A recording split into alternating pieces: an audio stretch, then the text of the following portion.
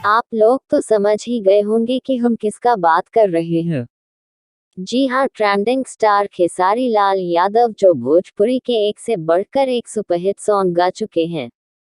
आज उनका एक भक्ति सॉन्ग स्पीड रिकॉर्ड्स भोजपुरी से आया है, जो कुछ ही समय में बहुत तेजी से वायरल हो रहा है। उस गाने का स्वर खेसारी लाल यादव ने गाया है, जिसका नाम सर पर दुपट्टा रखेली है।